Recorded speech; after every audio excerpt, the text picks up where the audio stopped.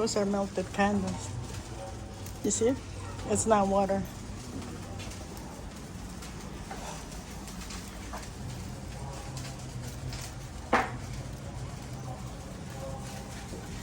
It's not hot? It's not hot, the water?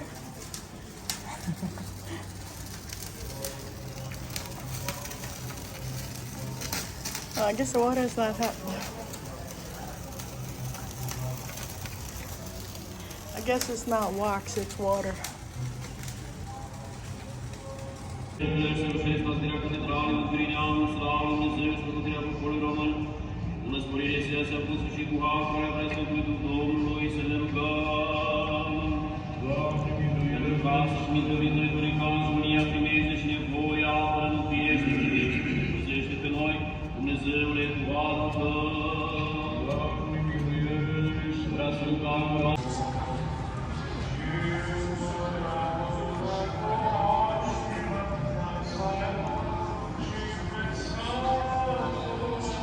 This was last night when it was very colorful.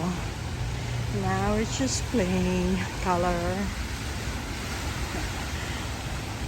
At midnight they turn them off so the fountain doesn't run at midnight.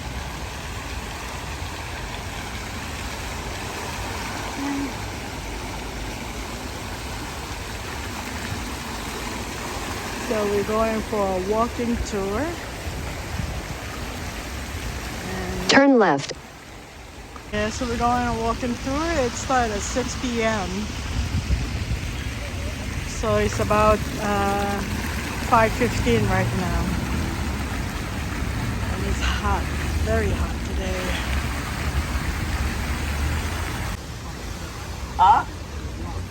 The art is part of it. The bigger overall reason. What? The buildings. Did you see buildings? Very good. The buildings, the architecture. But if we are to look around right now at these beautiful communist blocks here around us, it doesn't look so much like Little Paris, right? Well, that's because the architecture that gave it that nickname has been to a great extent destroyed.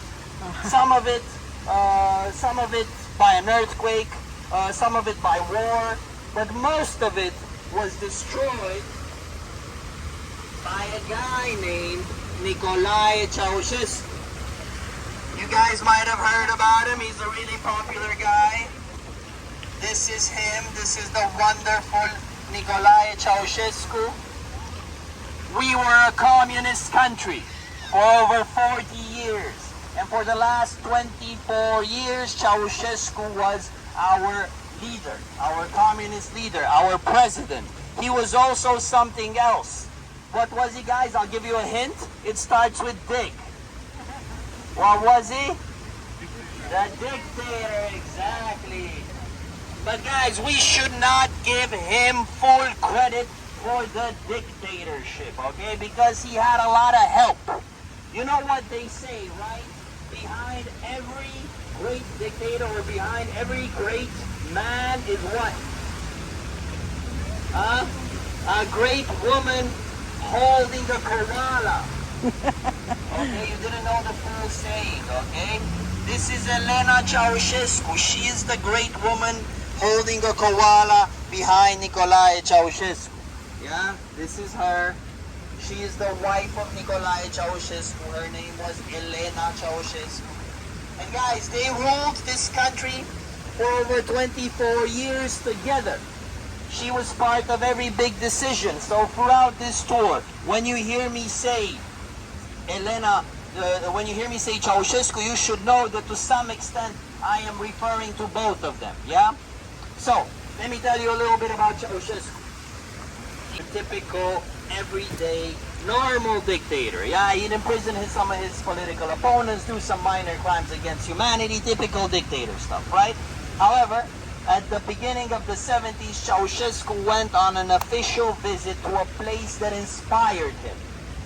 To a place where he saw the full potential of dictatorship. Where do you think he went? North Korea, exactly. Guys, he went to North Korea. And when he arrived there, he was greeted by Kim Il-sung, the leader of the North Koreans, and hundreds of thousands of people dancing in like perfect synchronization for their leader and his guest Ceausescu. And when Ceausescu saw this, when he saw how a personality cult worked, he was like, wow, I gotta bring this stuff back home. So he came back here to Little Paris and he decided to supersize it. He called it systematization. It was a fancy name for an urban planning project that consisted of destroying old architecture, destroying old buildings, and rebuilding everything into a modern communist utopia like the one he saw in North Korea, with wide open boulevards where people could come and cheer and show their love for their leader, yeah? And big imposing communist buildings. This is a good place to see that. This area right here, this is called the Civic Center. None of this was here before the 80s, okay? This place looked totally different. So, the Civic Center with the communist blocks, the fountains, and crossing right through the Civic Center, all the way in that direction, is a really long and wide boulevard. It's called Union Boulevard.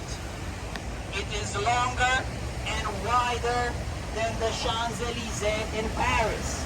That's how Ceausescu said he wants it, longer and wider than the Champs-Élysées. So we made it a few meters longer and a few meters wider, yeah? Do we have any people from France here? Any French people? Ours is bigger than yours, okay? Officially. Now, at the end of this boulevard, at that end over there, can you guys see the big building? Can you guys see the big building? Not the phallic-shaped one, the squarish one on the right. Yeah?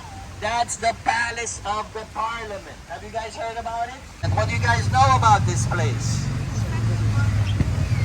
Huh? Second largest what in the world? Administrative building. You only get a fist bump. Second largest administrative building in the world. However, I have heard that they built a big one in Thailand and another big one in China, and now it's number 4.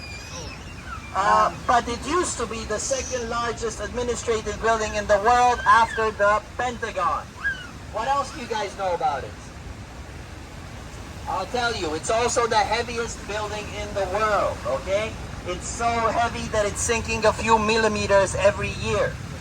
I have no idea how they calculated how heavy it is, but I gotta tell you, it's not just the concrete, the steel, the marble, everything that goes into building the actual building that makes it so heavy. It's also what's inside, like the furniture. There's a carpet in there that weighs 14 tons, and it's just a carpet, and it's heavier than the anchor on a cruise ship. There's a chandelier in there.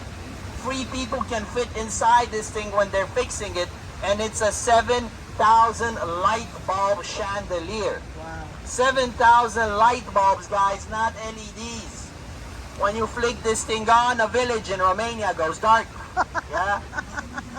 I'm joking, but you start to understand why we pay about 2 million euros in upkeep costs every year for this building. And we have our parliament there, a modern arts museum there, and a few other minor institutions, and we're only using 30% of the upper part of the building. When I say 30% of the upper part of the building, I mean this building goes 82 meters up in the air and 94 meters underground. It's like an iceberg. It's got atomic bunkers underneath tunnels that lead to strategic points around town. It's huge. Now, guys, what were the costs to building the Palace of the Parliament? The Civic Center, the Boulevard, what were the costs? Let me put it like this. 7 square kilometers were completely destroyed. If you don't know how big 7 square kilometers is, that's about the size of Venice in Italy, or twice the size of Central Park, yeah, in New York. 7 square kilometers were completely destroyed. What did 7 square kilometers include? Well, about 22 churches, 3 synagogues, 2 hospitals, 1 stadium, and also the homes of over 30,000 people who were evicted with an overnight notice. So why do we have to destroy so many people's homes? Why do we have to destroy so much beautiful French architecture? Well, that's because Ceausescu had a dream, a beautiful dream. His dream was that he'd be standing on the balcony of the Palace of the Parliament, and he would be waving down to the hundreds of thousands of people that would be brought here to cheer and dance and show their love for him like he saw in North Korea. But he never got to live that dream because the building was not finished in 1989. He started building it in the early 80s. It was not finished in 89. He never got to stay there. And also in 89 we had a revolution, and Ceausescu, well, he died of natural causes caused by bullets, yeah? And he never got to live his dream. But in 1992, somebody else got to live that dream. Somebody else got to stand on that balcony and wave to the thousands of people who came to see him. But this guy was not a president. He was not a dictator. This guy was a king. Do you guys know who this king was who came here in 1992 and got to live Ceausescu's dream? Huh? Sorry? Michael Jackson, very good, man. The king of pop, Michael Jackson. The king of pop came here in 1992, guys. And it was a big deal for us. First of all, Michael Jackson was a big deal in 92. Also, he was a symbol of the Western world. And we had been closed off from the Western world for over 40 years. Having Michael Jackson come here was a symbol of the fact that we were a free people. So Michael Jackson came here, he had a huge concert, and a day or two after the concert, he went to visit the Palace of the Parliament. The Romanian authorities organized a special party for Michael over there. They got a bunch of children to sing and dance for Michael. Michael really enjoyed that. And afterwards, Michael got up on the balcony to say hello to the people who came to see him. Thousands of people came. They had banners saying, "Michael, we love you."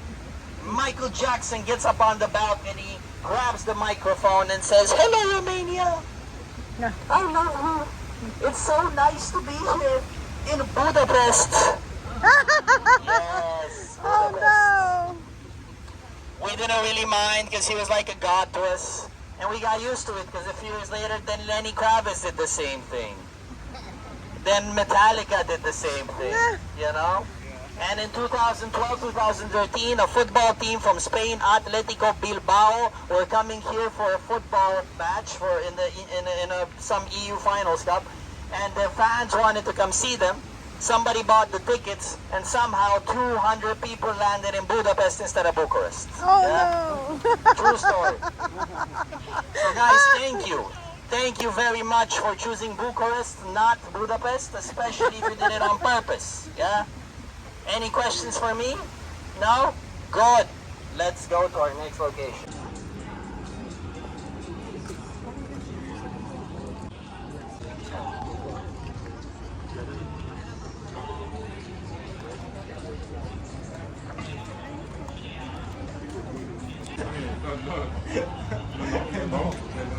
Here, take a look around and then please have a seat on the stairs.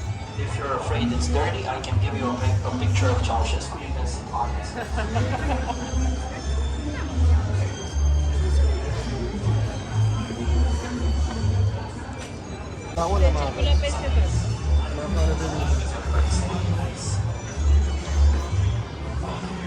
So, guys, as I was saying, this is called caravanserai. Palace or caravans. These caravanserais were very often found on the Silk Road. Have you guys heard of the Silk Road? Yeah? Not the website, the actual road, okay? So all along this road, there were a lot of these caravanserais, and they functioned like a hotel. Sleep in any of those rooms around the inner courtyards. And in case there would ever be an attack, those two big doors would be closed off, and everybody would be safe here inside the caravanserai. Yeah? That's how it functioned like a hotel in the fortress. Now, this place is called, can you see it here? And Han is a Turkish word that we also use, and it's a city in the world to be illuminated with petrol lamps. Wow. Much better, much better. Thank you very much. It's, you know, we have quite a bit of oil here in Romania, not a lot like OPEC countries, but we were amongst the first to start extracting, refining, and using oil for various purposes, like putting it in our street lamps in 1857. You can see that they put the plaque up here in May 2017, so it took the authorities a long time to be impressed as well. Yeah? Okay, guys.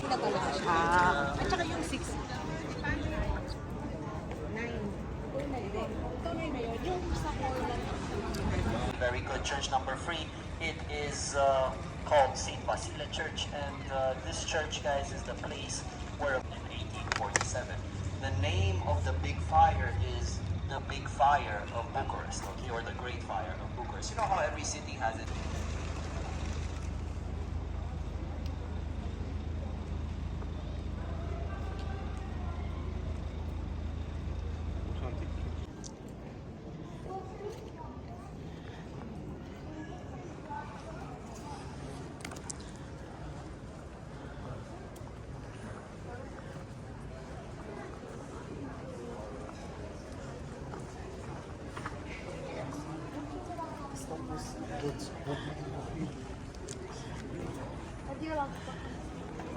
Bakalım dedi de Görkem bakıp çıktı. Guys, that was kind of on purpose. You see, when Ceausescu was destroying a lot of churches, one of his advisors came to him and said, you know, maybe we should destroy all these churches. Romanian people love their churches.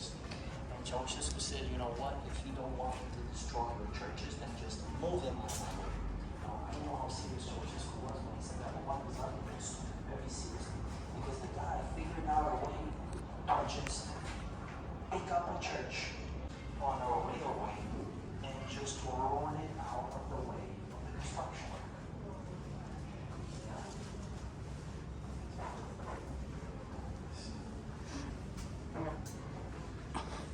So church number 1 is actually this one. It used to be where the middle of the intersection is now, but then they picked it up, moved it to its current location so they could build the intersection. And then after they moved, they put those two blocks around it. 13 churches were saved.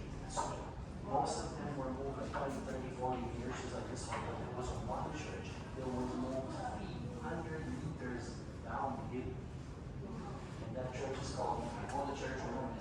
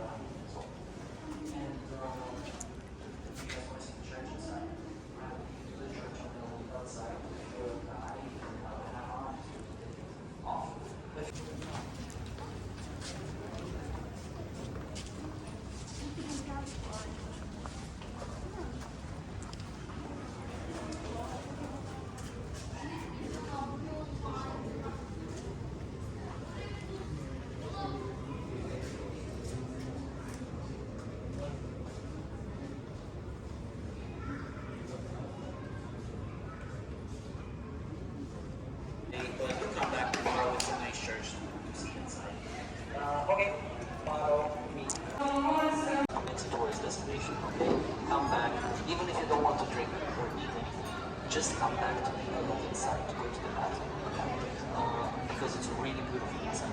But if you do want to get here, know that right now the wooden streets behind this building was the big fire. Do you guys remember the big fire of Bucharest just behind this building right there?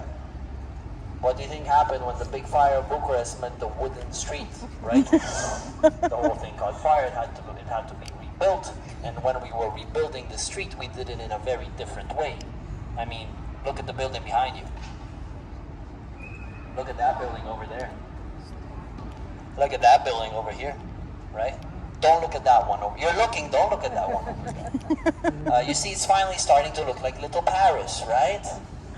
And guys, when in that period we had a lot of young people studying in Vienna, in Paris, in Rome, and they were bringing back this Western culture and Western know-how. So we imported a lot of architecture, a lot of Western architecture, especially because we were sick of being Middle Eastern against our will. We wanted to be like the independent kingdoms of Western Europe, yeah? So we started copying them and importing a lot of architecture, especially French architecture, because back then it was really cool to be like the French.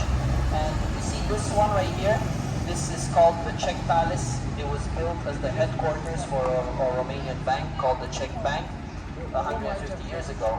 And as you can see, if you've been to Paris, you might notice that this is a copy of Petit Palais in Paris, yeah? It's a petite copy of Petit Palais in Paris, yeah? Guys, this building behind you is the National History Museum of Bucharest. And it used to be the post office of Bucharest 100 years ago, yeah? This is what a post office looked like before mail, hot mail, right? Guys,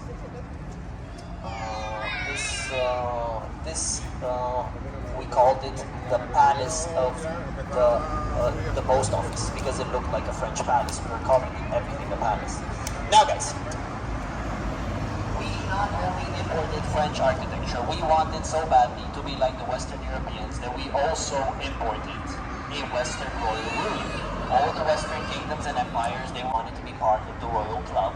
So we decided to actually get the royal ruler, import one. Really, our government created a sort of HR department that when German prince, his full name is, say it with me guys, Karl Eitel Friedrich Zephyrinus Ludwig von Hohenzollern Oh my goodness. That's his full name, guys. Karl Eitel Friedrich Zephyrinus Ludwig von Hohenzollern Sigmaringen.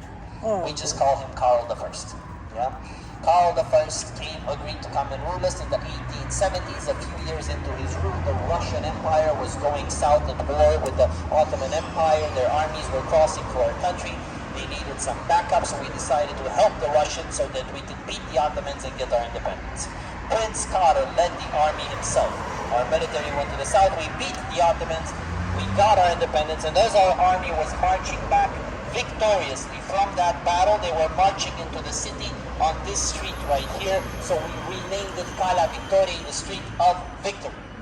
Now, getting our independence from the Ottomans, that meant that we could become an independent kingdom, which meant that our prince, Prince Karl I, could become a king. Now, what do you give a prince when he becomes a king? A crown. A crown. He had a princess. A crown. What is a crown for a king usually made of?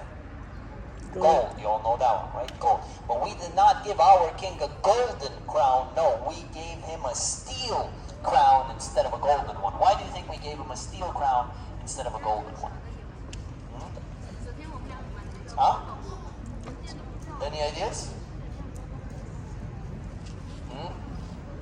No? When we beat the Ottomans, we captured their cannons, and we took one of the Ottoman cannons and we melted it down into a crown for our king. That's exactly what you were thinking about. That was like your second option. Guys, we gave that steel crown to our first ever king, King Karl the First. And here's a picture of him. This is him. Karl Eitel Friedrich Zephyrinus Ludwig von Hohenzollern Sigmaringen, King of Romania. He was the first king in a long, long line of 4 kings. Okay, we only had 4 kings here. Romania was a short monarchy, and when we became independent, and that's when we adopted our national anthem. What's the name of the national anthem? Wake Up Romanian. It was a song about waking up and fighting your oppressors, because that's how we got our independence. And our monarchy only lasted 80 years until 1945, when the communists exiled our last king, King Michael, and they not only exiled the king, they also banned the national anthem. Because having a national anthem about waking up and fighting your oppressors under an oppressive communist regime, not a really good idea. Okay.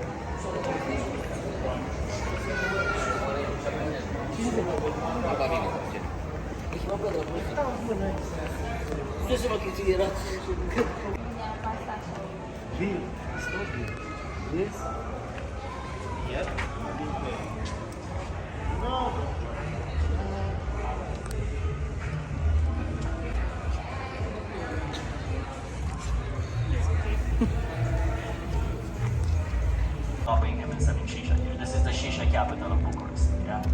And this is light now. If you come later at night, you can like cut through the shisha.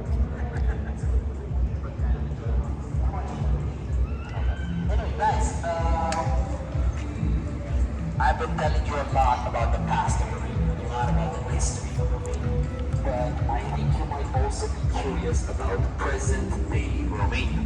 The people, the politics, the economy of Romania. And I like to do this as a questions and answers session. So if you have any questions whatsoever about the people, the politics, the economy, anything about present-day Romania, just ask me and I will answer as best I can. Okay? What do you guys want to know? Present-day Romania. And then a few years ago, I think a Lithuanian group bought it and they turned it into a 5-star hotel. This is one of the nicest hotels in Bucharest. Is anybody staying at the Marmaros? Anybody staying at the Marmaros? No? No big tippers today. The vault, you know, how every bank has its vault with a huge door like you see in the movies, right? So they kept the original vault the way it is, but they turned it into a cocktail bar, okay? A really nice cocktail bar.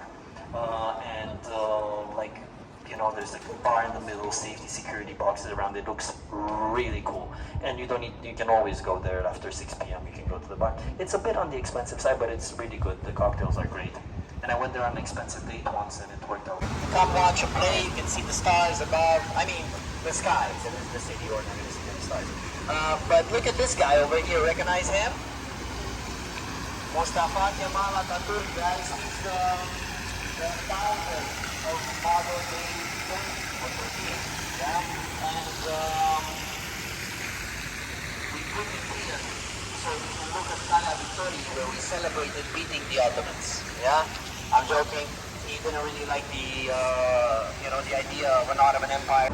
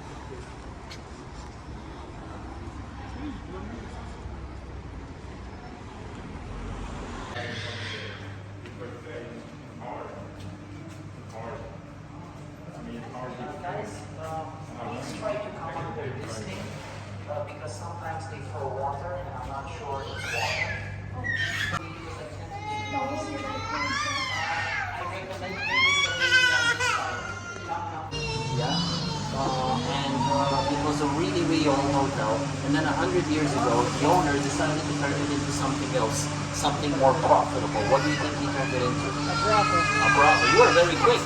It looks. A brothel. It's a bordello.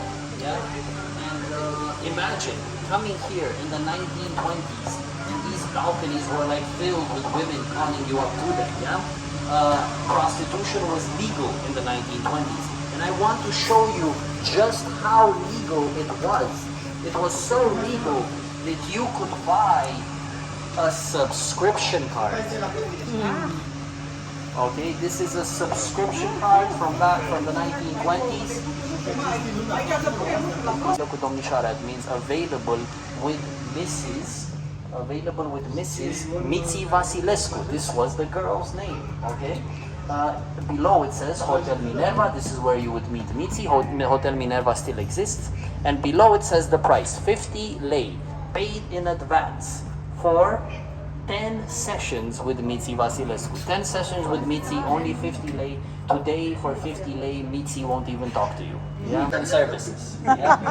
I'll give you my number later for this. What kind of service do you offer? I can't tell you right now, but I can just tell you the tips are better at night. Oh, okay. Okay. Guys, this place is obviously no longer a brothel. It's very low income housing right now, and that's why the people are kind of grumpy. And you guys see the red sign over there? The hat sign? It says hats by Master Nicu. Master Nicu is the oldest hat maker in Bucharest. He's been making handmade hats for 80 years. Wow. Yeah? So if you guys want, and he still comes here to do this, he's not here today, it's a holiday, but if you guys want a handmade hat by Master Nicu himself, come back here, okay? But hurry up because he's 96 years old.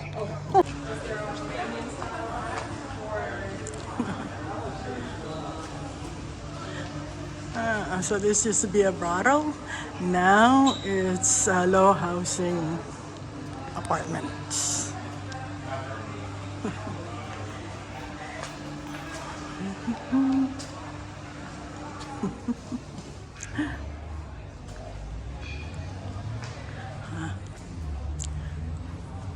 Can't really get a good picture.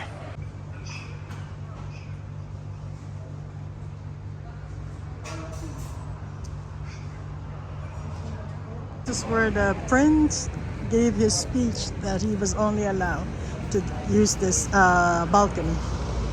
And it's a Grand Hotel Continental is the name of the hotel.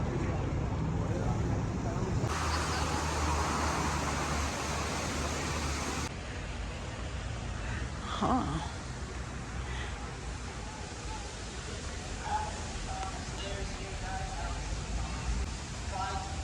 The infrastructure of this country was booming.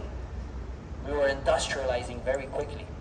But you know, you need a lot of young people to put them in those factories. And unfortunately, our population was stagnating. So Ceausescu, you know, figured out a way. He had a great idea together with his wife to how to ban abortion and ban contraceptives too. You know, he figured this out way before the Americans did in the 2020s. Yeah.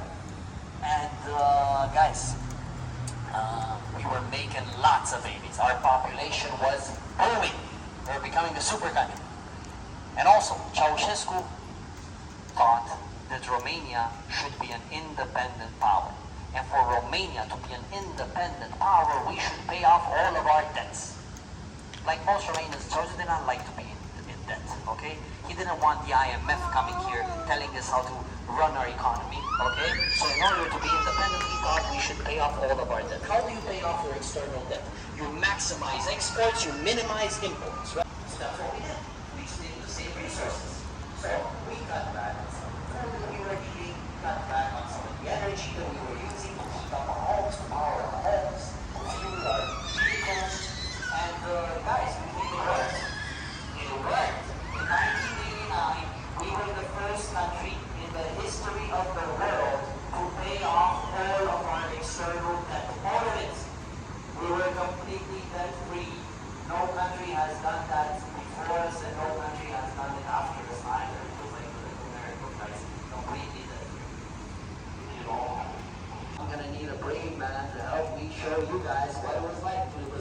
taken in the 80s. Who wants to be the volunteer? Has to be a guy, a brave man. Come on. Who's he gonna be? Yes. What is your name? Peter. Guys, this is Peter. We're gonna call him Comrade Peter from now on. Yeah? I want you guys to just take a moment to imagine that it is the 80s right now. Okay? Now imagine Comrade Peter waking up in his home. He's not dressed like this. He doesn't have just a t-shirt on. He's got like a sweater on and a jacket on there over that. And he's got a hat on covering his ears. He doesn't have a short pair of pants on. He's got a long pair of pants on and long johns underneath, okay? And this is how Comrade Peter here is waking up in his bedroom, in his bed, underneath his covers. Because the temperature in his apartment would go down to like 10 degrees Celsius. When it was like minus 20 degrees out, because we were cutting back on the resources needed to heat up the homes on energy, the temperature in the apartments would go down to like 10, 12 degrees Celsius. We didn't have hot water on. He's on it, okay? And this is how Comrade Peter wakes up in his bed. He's waking up all in the morning, exactly. He tries to turn on the lights, but the light won't turn on because every day we were cutting the electricity off between certain times. And with power cuts like that, you know, it was dark for a few hours every day. So he tried to turn on the light, no problem. He lights up a candle, Comrade, light up a candle, cool. He's warming up by the candle, yeah? Now, Comrade, take the candle and look inside the refrigerator. Is there anything in there? No, it's empty. Just some vegetables for you. Some cabbage, cool. But, and he needs to buy some other things. Go with the cabbage, right? So no problem. He goes to the grocery store. Let's go to the grocery store. They have food for everybody. It's his lucky day because today there are only 200 people in line waiting at the grocery store. Okay? So for the next 2 hours, Comrade Peter is waiting like this to buy food. Okay? We also stay very close to each other because it's kind of cold. So after 2 hours of waiting like this, it's finally Comrade Peter's turn to go into the grocery store. It's your turn. Comrade, come on in.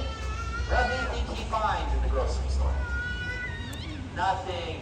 It was sold out. They sold the last piece of bread right before him. He waited for 2 hours for nothing.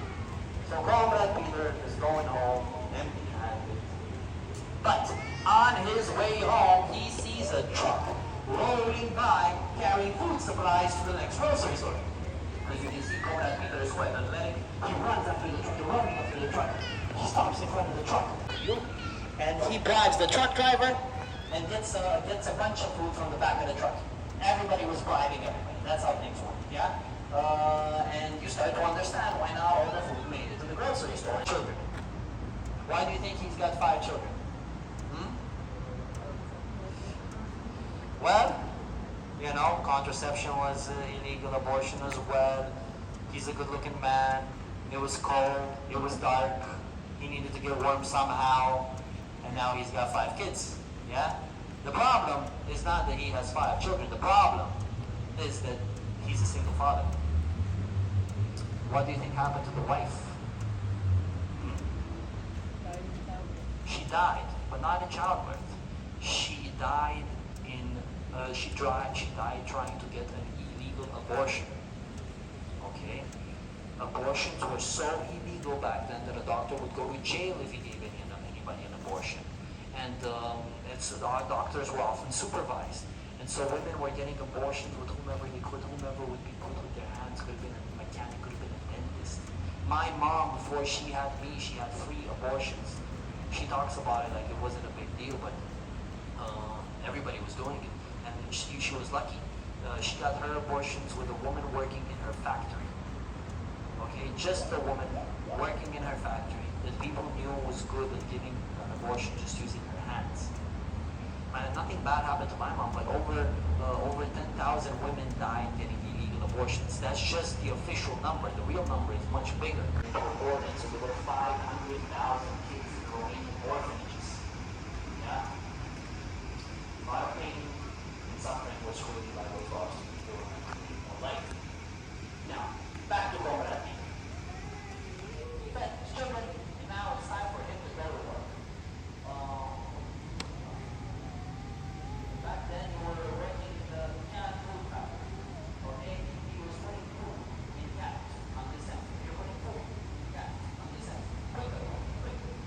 will see the face of a dictator when he realizes for the first time that he's no longer in control, he's no longer loved, he's no longer feared by his people. He can't believe it's happening. He like freezes mid-speech. And he tries to calm the people down. He says, comrades, calm yourselves. Comrades, sit down. But the people wouldn't listen. The noise was growing. People were moving towards the balcony. His wife was screaming in the background. And the best part about all this chaos is the fact that all of it was live on TV and radio. Everybody sitting in their home, they could hear how the dictator was losing control. They put, hey guys, this is the last quick stop. Come over here, please. No, we may have to make another picture with the guy who died during the Romanian Revolution. And this statue here behind me, let me tell you what it represents. This is the Romanian people standing together like they did in front of those tanks that day. And together, they are rising up and breaking through the dark age of oppression, the dark age of communism. This is called the Rebirth Memorial because our nation was reborn. But if I were to call a friend of mine and say, hey, I'm by the Rebirth Memorial, a lot of my friends would be like, what? Exactly. That's because everybody in Bucharest knows this as the potato on a stick. Really, no joke. That's how people know what the potato on a stick is. That's because not everybody liked the design. And it cost over $1 million in the 90s to build. So people are wondering where some of that money really went. Which brings me to my next point. What happened to Romania after communism? Well, like most post-communist countries, it went into a spiral of corruption. I told you we're the second most corrupt country in the EU after Bulgaria. And that's normal. After 40 years, when stealing was okay. After 40 years, when bribing was okay. After 40 years, when you couldn't trust your own neighbor. After 40 years like that, it's easy to fix the economy. You know, it's easy to make communist buildings look a little better. What is hard to do is to fix the morality and the soul of a people after 40 years like that. It takes generations to do that. Things are getting better now, guys. The last big spike in corruption was in 2017 when we had a very... Thank you.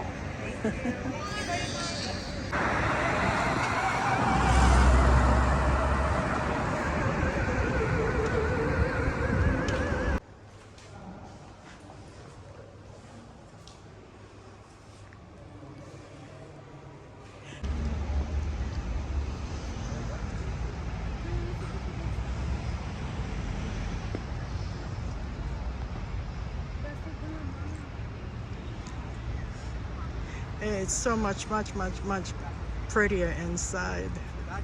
I'm gonna try to go before I leave tomorrow.